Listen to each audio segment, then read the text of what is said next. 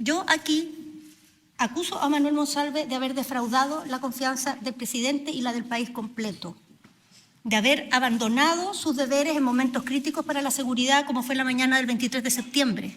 Muy buenos días, tardes o noches. Recuerde que en este canal nos dedicamos a informar responsablemente sobre la actualidad y las noticias que nos afectan a todos los chilenos y chilenas. A diferencia de otros canales, aquí no nos gusta la desinformación ni el amarillismo. Después de la segunda vuelta de los gobernadores regionales, la ministra del Interior, Carolina Tó Morales, intervino en la Comisión Especial Investigadora de la Cámara de Diputadas y Diputados sobre el caso Monsalve. Veamos qué pasó en dicha comisión. Empecemos. Bien, muchas gracias, presidente. Saludar a través suyo a los integrantes de la comisión, también a los diputados y diputadas que están asistiendo hoy día, aunque no sean integrantes, y a la secretaría. Estoy acompañado en esta oportunidad con el ministro de Secretaría General de la Presidencia, Álvaro Elizalde, y también con equipos del ministerio que van a estar acompañando en el transcurso del desarrollo de la comisión su trabajo para estar atentos a requerimientos, informaciones que se requieran. El que se trata en esta comisión tiene origen en una acusación de un crimen que es atroz. Nos duele que en el Estado no hayamos logrado proteger a una funcionaria nuestra. También de haber actuado de forma desleal al ocultarnos información y no avisarle al presidente de la República ni a mí sobre la situación que se había generado desde la noche de los hechos hasta que supimos de la denuncia. Tuvo que venir la PDI a informarnos de la denuncia porque él nunca lo hizo antes.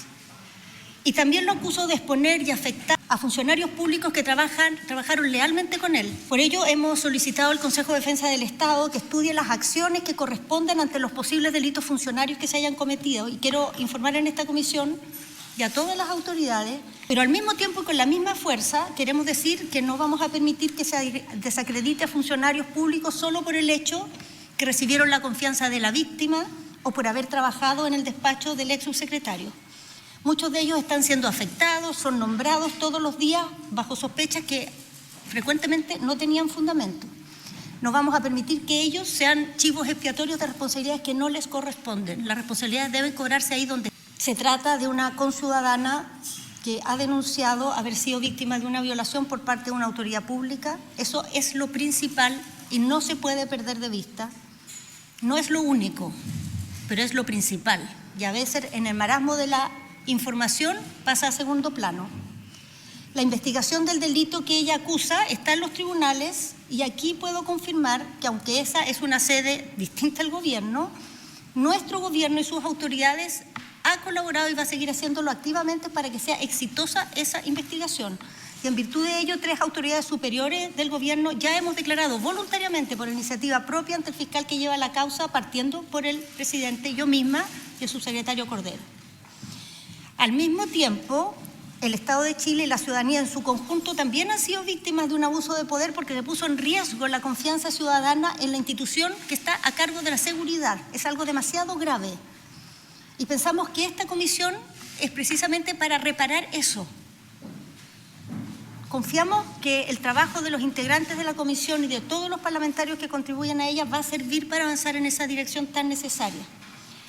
Pedimos a todas las personas, a los chilenos y los chilenos, así como a los actores políticos, que todos nos pongamos detrás de esa causa, de que se haga justicia en este caso, que reparemos la confianza en las instituciones, que hagamos operar de manera correcta aquellos organismos que tienen a su cargo la tarea de la seguridad. Queremos colaborar en esta comisión y ciertamente estamos dispuestos a contestar las consultas que se hagan, pero al partir quisiéramos hacer un recuento de los hechos que han ocasionado esta investigación, porque hay demasiada información dando vuelta, presidente. Esa información a veces se confunde, a veces mezcla información oficial con versiones e interpretaciones y creemos que va a ayudar al debate recontar los hechos tal como sucedieron. El martes 15 de octubre, a las 4 de la tarde aproximadamente, el director Serna se comunicó conmigo y me dijo que tenía una información para darme, razón por la cual lo recibí de inmediato en mi despacho, y me informó que había una denuncia y una investigación en curso contra el ex subsecretario Manuel Monsalve por violación y abuso sexual. Y también me informó que se estaba indagando un posible mal uso de la ley de inteligencia que había solicitado Manuel Monsalve. Apenas el director se fue de mi oficina, le avisé inmediatamente al presidente, le repetí la información que me había dado el director Serna y le avisé por la gravedad extrema que tenía esta información. La decisión que se tomó en ese momento es que el presidente se reuniría con Manuel Monsalve a la brevedad. Este se encontraba en Valparaíso, hubo que esperar que retornara y al final del día la reunión se hizo. Durante esa tarde, sin revelar todavía a nadie los antecedentes, solicité a mi jefa de gabinete que confirmara si la víctima efectivamente trabajaba en el ministerio y dónde lo hacía, sin contar que había aún una denuncia. Al final de la reunión que el presidente tuvo con Manuel Monsalve, se comunicó y me informó que instruyó a Monsalve a llamarme para que me reuniera con él durante esa misma noche. En esa misma conversación se empezó a hablar de la muy probable salida de Manuel Monsalve y no solo eso, sino también de los primeros nombres que se empezaron a barajar para su reemplazo. Ese mismo día en la noche, a la espera del llamado de Monsalve, que no ocurrió, entró un llamado del director Serna, que me dijo que se estaban haciendo unas diligencias en el hotel, se requería la presencia de Manuel Monsalve y me pedía que lo instruyera para que fuera al lugar. Lo llamé y así se hizo. A primera hora de la mañana, en vista que el llamado de Manuel Monsalve para hacer la reunión que había instruido el presidente no se había producido, intenté comunicarme con él, pero no fue posible ni por teléfono ni por mensaje. Entonces le avisé al presidente que no estaba produciéndose la reunión que él había instruido y en esa oportunidad me avisó que él lo había instruido ir al sur a que le avisara a su familia. En esa misma conversación, el presidente me solicitó, me instruyó que hiciéramos averiguaciones sobre la situación de la víctima, cuál era su condición, si estaba en resguardo, etc. En virtud de ello, para pedir más elementos, le puse al tanto de mi jefa de gabinete del antecedente de la denuncia, que hasta el momento no lo había contado, para que averiguara cuál era la condición de la víctima y una serie de elementos que eran necesarios tener presentes. Ahí supimos que la víctima se encontraba con licencia y que por lo tanto estaba apartada del denunciante y del gabinete. También supimos, ella me informó, que había averiguado los protocolos que correspondían y que no era adecuado tomar contacto con ella mientras se encontrara con licencia. Esa es la recomendación con los funcionarios que están con reposo. Le solicité también que averiguara discretamente, porque como les digo, la información era, la denuncia era reservada y no se podía informar, si había denuncias internas sobre este caso o si había otras denuncias relativas a Manuel Monsalve. Durante el día fuimos sabiendo que no había habido ningún tipo de denuncia interna, ni tampoco otras denuncias sobre el ex subsecretario. El día jueves, al día siguiente, cuando ya se sabía del caso, dimos el paso de hacer una averiguación en la Subsecretaría de Prevención del Delito, porque ya se sabía y se podía empezar a hablar más abiertamente de esto respecto a si se había llevado este caso al programa de protección de víctimas que la Subsecretaría tiene. Ahí nos informaron que no se había llevado este caso, que no habían recibido ninguna denuncia ni antecedentes sobre este caso, pero que unas personas se habían acercado a consultar sin mencionar ni a la víctima ni al acusado cómo se podía actuar cuando había una persona poderosa que se le acusaba de un delito sexual, sin dar nombres ni mencionar a nadie. Vuelvo al miércoles. Durante la tarde del miércoles supimos, por su jefe de gabinete, que Manuel Monsalve no volvería ese mismo día, sino al día siguiente directo a la subcomisión de presupuestos que teníamos citada. Por eso, llamé al presidente, le informé que la reunión no se iba a poder hacer durante el día y acordamos tener una reunión apenas termináramos la subcomisión de presupuestos para ejecutar las decisiones que eran necesarias. En esas mismas horas se instruyó que se iniciara un sumario interno respecto a todas las posibles irregularidades ligadas al caso y a todos los responsables de esas irregularidades. El jueves por la mañana seguía pendiente la conversación con Manuel Monsalve.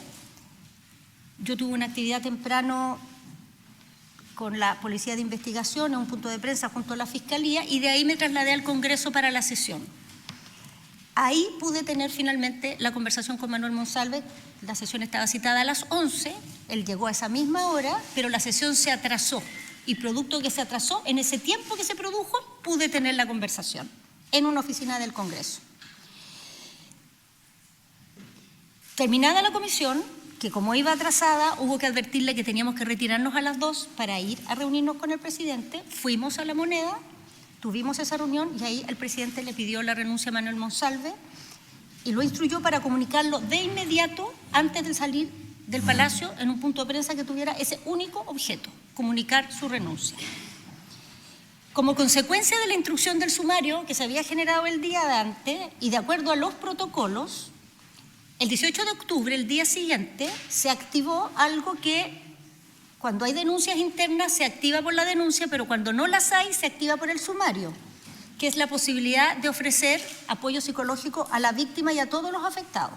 Así se hizo llegar un mail por la vía que corresponde, que es la jefatura de la gestión de personas del Ministerio, informando a la víctima que había tal sumario, que ella tenía acceso a esta protección de apoyo psicológico, y lo mismo se informó a todos los funcionarios que podían estar afectados, que también tienen derecho a ese apoyo producto de esta modalidad que se activa en estos casos. Como decía, no correspondía ni en ese momento ni antes un contacto directo con la víctima porque los protocolos lo desrecomiendan, lo ha señalado en repetidas oportunidades la ministra Orellana y también el subsecretario Cordero. Ese mismo día, el viernes 18, se aceptó la renuncia del ex jefe de gabinete de Manuel Monsalve y a inicios de la semana del 21 se aceptó la renuncia de un segundo funcionario del gabinete del subsecretario que había tenido información antes de la denuncia. Con eso, las dos personas de las que tenemos noticia que supieron del caso antes de la denuncia están fuera del ministerio. Las otras personas que supieron de la denuncia lo supieron por la víctima, que de forma reservada les contó lo que le estaba pasando y les pidió no comunicarlo. No tenemos información de nadie más que haya sabido de este caso antes de que se cursara la denuncia. El día 23 definimos que el sumario que se había instruido no se llevara internamente como es el protocolo habitual, sino que le pedimos a la Contraloría llevarlo. El día 24, después de conversarlo con el presidente y a instrucción suya, le solicitamos al Consejo de Defensa del Estado evaluar las acciones legales que correspondía llevar adelante por los delitos funcionarios que pudiera haber. Esa misma semana, al conocerse la denuncia, le entregué la tarea a mi equipo de empezar a formular una propuesta, un borrador, para tener un protocolo claro de actuación ante casos de este tipo, cuando una autoridad de primera línea es acusada de un crimen y no hay denuncias internas previas. Tenemos muchas denuncias, muchos protocolos hoy día para muchos temas, pero para esto no lo tenemos y ciertamente ha quedado en evidencia que lo necesitamos. De ahí en adelante, presidente, se han hecho todas las gestiones para aportar antecedentes a las distintas instituciones competentes cuando el Ministerio ha sido requerido o por iniciativa propia, particularmente en la Cámara de Diputados. Hemos concurrido varias veces. El 28 de octubre fui a la sesión secreta de la Comisión de Inteligencia junto con el director de la PDI y el subsecretario Cordero y el jefe nacional de gestión estratégica de la PDI. El 29 de octubre fuimos a la sesión especial que hubo en la Cámara junto con la ministra Orellana y también el subsecretario Cordero. El 30 de octubre se fue a una sesión de la Comisión de Seguridad en la que participó el subsecretario Cordero, el director de la PDI y el general director de Carabineros relativo a los temas propios de la PDI. El 20 de noviembre, la Comisión de la Mujer y Equidad de Género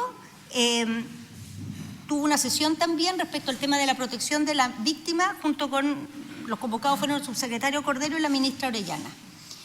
Además de las comparecencias de los ministros y ministras de Estado y el subsecretario del Interior ya mencionado, hemos voluntariamente prestado declaración ante la Fiscalía, tanto el presidente el día 29 de octubre, el subsecretario Cordero ese mismo día y yo el día 30 de octubre.